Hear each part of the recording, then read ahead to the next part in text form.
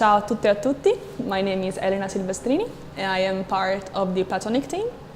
We are a team of cultural producers, social innovators and web platform developers across the different regions in Spain.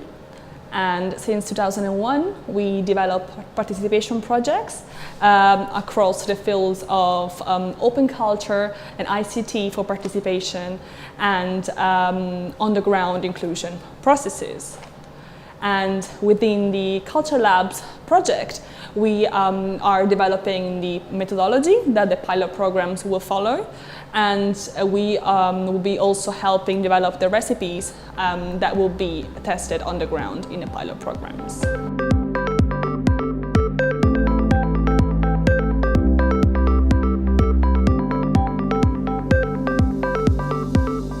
Coming together in Barcelona has been a great occasion for the team, for the different teams, to decide that some ethics principles will be strongly leading the project.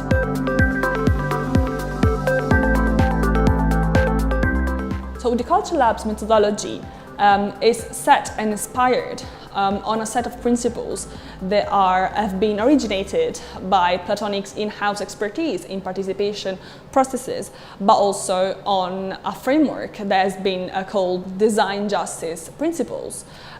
These seek to place at the center of the methodology and of the participation the experiences of the communities that are the protagonists of those projects, which too often are marginalized in the development of those initiatives.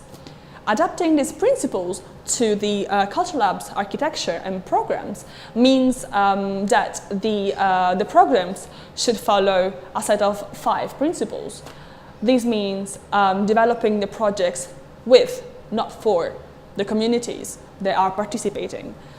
So this means recognizing the expertise, importance of the existing practices on the ground, on the different communities. And so that also connects to the principle of do not reinvent the wheel. If something is working on the ground, adapt it to the project development, to the CultureLabs project, and do not place a new framework on what's already existing. Another very important principle that CultureLabs will be following is the do not harm principle. The priority of the programs should be creating as much as possible safer spaces for participation to happen. And also spaces where different communities feel legitimate in taking action and shaping the direction projects are taking. A very important principle, again, is the one of responsibility. So prioritizing impact over intention of those that are developing the projects. This means cultural heritage institutions, but also different communities that participate in the projects. Another very important principle is the one that goes beyond your assumption. So that means including the different communities that the institutions are developing projects with in a constant fashion throughout the project. So that means have a collaboration, a participation in framing the questions that are guiding the project, not only testing it when the project development has been already sketched out. Another principle that is very important to this project is be a bridge for participation. So that means that within the different realities that we'll be developing and co-creating the projects, there is likely to be differences in power. And it's very important to the different realities to be a bridge for the participation of those that feel less legitimacy in participating in that co-creation. So that means using privilege to create a platform to speak for people that are usually marginalized in that process.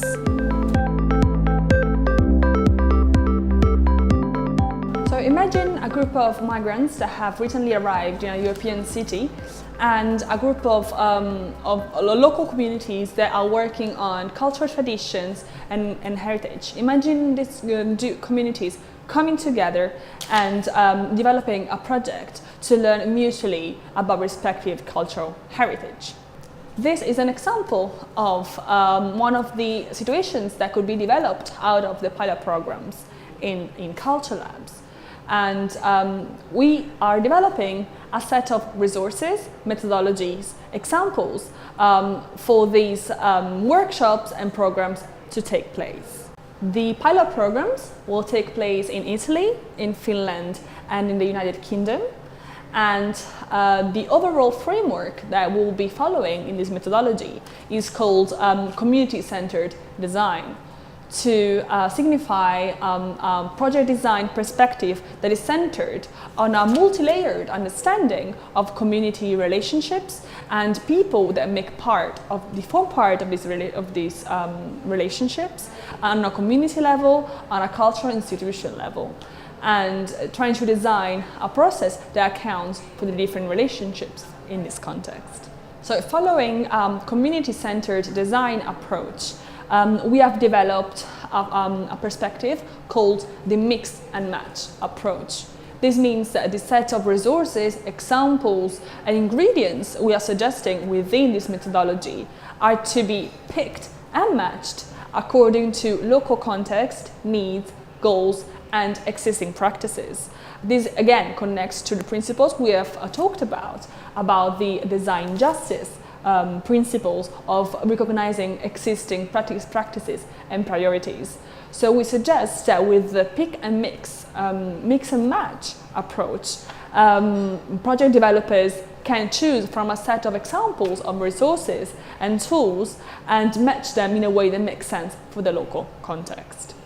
So this methodology presents 4 different types of participation processes that can happen, varying on the time and resources available, depending on the type of ownership over the process between the communities and the cultural institutions, and between obviously also the ownership over the creative outputs of the process. These different types of processes can be called collaborative projects, they can be called participatory projects, they can be called co-creative projects, and they can be called hosted projects, depending on the weight in the process that the cultural institution and the community have in it. So the key principles that we have been designing for this process set the foundation for this methodology to create a space that is as safe as possible for those that participate in it.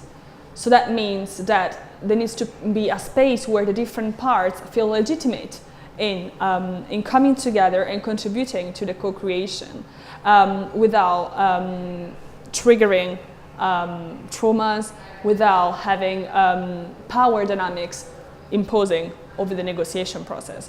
So obviously these projects do not happen in a vacuum of power relations. Power relations will be existing within this methodology and within the platform and within the programs. But there is an importance for the facilitation of this process to be accountable and to negotiate these existing relations. Thanks to the different iterations and versions of this methodology, and thanks to the contribution of different partners in the Barcelona Ignition workshop, this methodology follows a 2-step approach, and one that recognizes the importance of creating a space to come together and feel legitimate in participation before jumping into the co-creation of cultural heritage processes.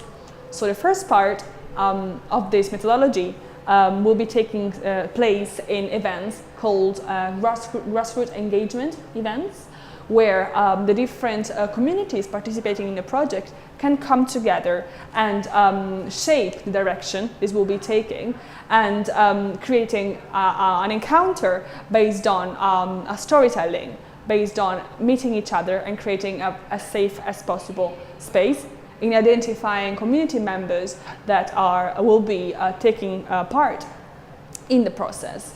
And also this will be an occasion for the different communities to frame the questions that will be leading the project, and not only being reactive to the initiative that cultural heritage institutions might be taking up to that point. The second part of the methodology, the core of it, which will follow the grassroots engagement events, will be the actual co-creation phase. The phase in which the different partners, the different parties involved can come together and shape the cultural heritage inspired projects for co-creation.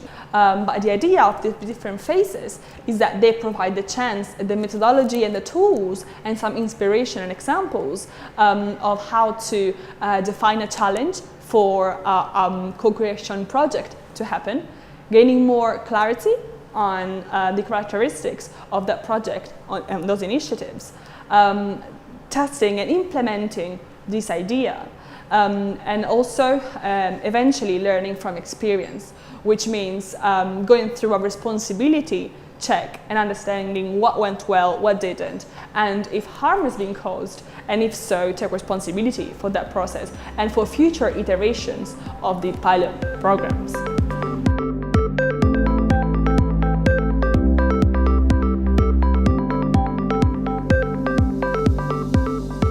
Personal and collective stories have the power to connect individuals and communities, and they can create meaning and then can let us communicate with one another. Especially in a context like CultureLabs, where we want to connect communities through cultural heritage and inclusion projects, personal stories and collective stories have a great power in that sense, because stories can connect people through, in a direct way, through emotions and across difference.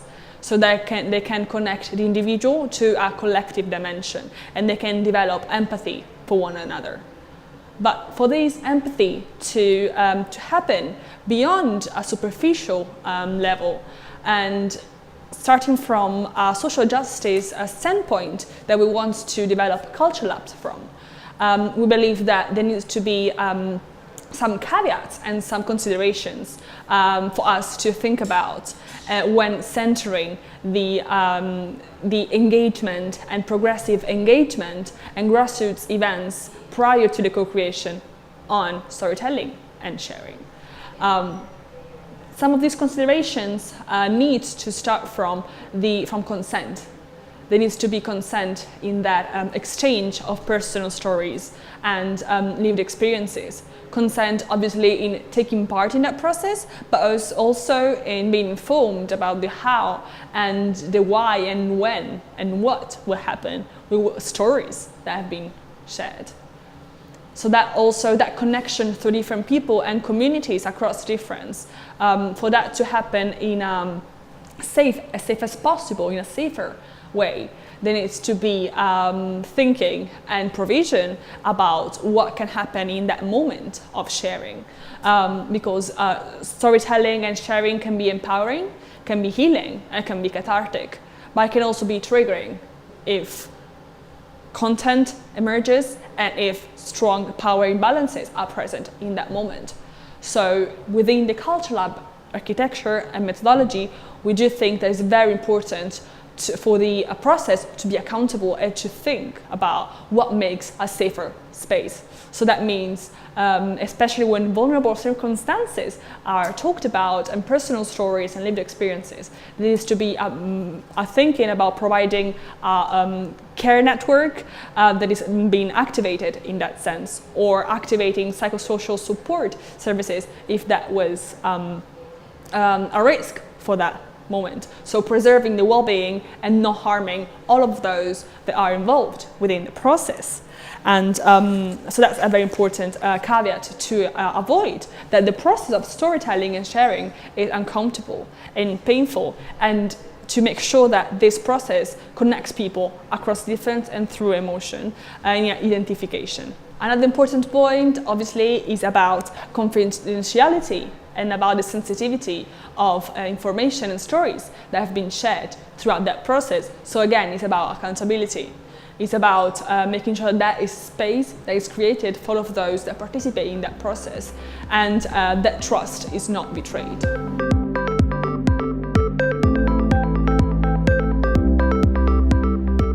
So within the CultureLabs methodology, facilitators do represent a very important figure in helping bridge different realities that participate in the co-creation. That can mean different type of institutions, that can mean different type of communities, and that can mean also collaboration between institutions and different type of communities. So the facilitators, which can come from different backgrounds depending again on the local context, but they have a figure that has a recurring role in the workshops that this methodology plans. Again, based on the principles and the safer space principles we are setting out, it's important that the facilitators are aware that that sharing space, that co-creation space, can be a triggering space. It can be a space where different power relations are at place. So that means being aware of that process and engaging the space and managing the space in a way that that conversation can happen in a safe way. That can mean supporting participants from a more privileged background or position to be aware of that power whilst entering the space. And that can also mean needing to be aware if triggers come into place and providing for that risk and preventing that risk. It's very important also that facilitators help identify the different communities and representatives from the communities that will be participating in the co-creation process by including a diversity of people that participate in the project, but also within the communities, thinking of the mainstreams and the margins of those communities for that participation to be as diverse as possible. And facilitators also have a role in ensuring that the workshops and processes can take place, so supporting the organization of those events, and that can obviously vary depending on context or where facilitators come from, if they are from the institutions, from the communities, if they are external parties. But logistics and all the event organizing is also a responsibility for facilitators. And again, overall, they have a responsibility to adapt this methodology and mix and matching the different elements of it and adapting it to different contexts and their goals, priorities, and existing practices.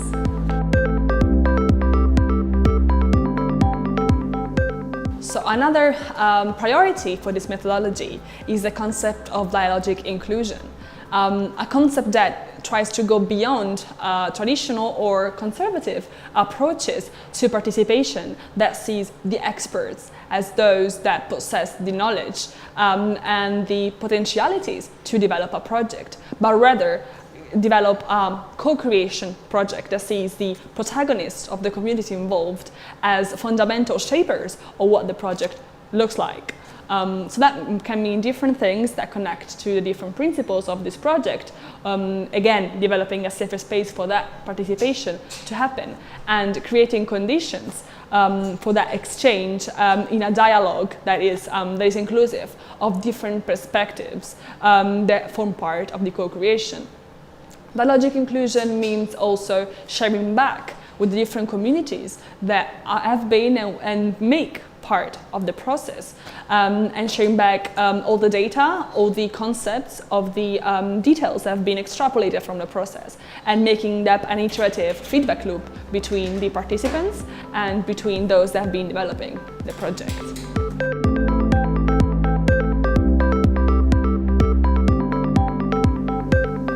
So while developing a participative project aimed at inclusion of different communities and perspectives, there's a number of risks and issues to be mindful of. And this methodology obviously tries to take them into account as much as possible. First and foremost, how not to harm any of the communities and participants involved. So how to account for the power imbalances between institutions, communities, and also within those spaces and the different lived experiences and access of oppression within those experiences. And another risk to be mindful of is obviously that participation actually happens. So if communities are motivated to participate and they feel they resonate with that process and just see a reason for them to participate and contribute. Another risk, obviously, is the role of cultural institutions and their relationship with communities. So the risk of tokenism or silencing voices because the project has been developed within a framework that has been developed by the institution. So the facilitation there and the relationship with the community needs to be mindful of that relation between different parties involved. And another risk is the one that looks into the accountability of the process. So what are the consequences on different participants and their relations? And how to be mindful of that, providing before and during the process, but also reflecting and being accountable after, at the end of the process. So thank you, grazie for your attention, and we are looking forward to hearing your thoughts on this methodology and any advice, suggestion, and feedback you might have, and stay in touch with CultureLabs soon. Thank you.